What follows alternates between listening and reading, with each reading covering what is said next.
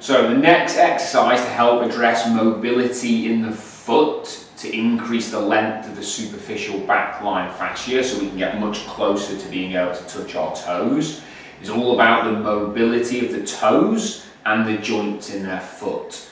And this is what we call intrinsic foot strength and mobility. Now, to show you an example of how your foot should be able to move, what we should be able to do is keep our big toe on the floor whilst being able to lift the other 4 toes up. So we get a real nice good bit of clearance with the big toe on the floor, and then we should be able to relax the toes down, keep the 4 toes on the floor and lift the big toe up independently.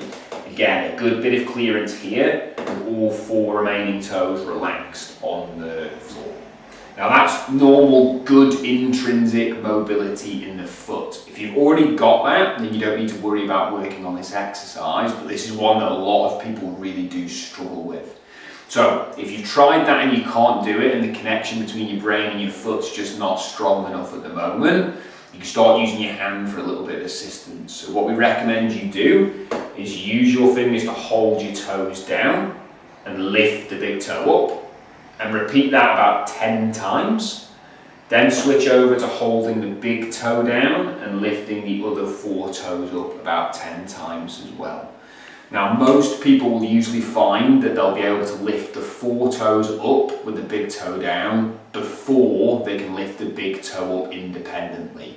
So if you are struggling with one more than the other, that's absolutely fine, but keep working on repetitions of about 10 of those.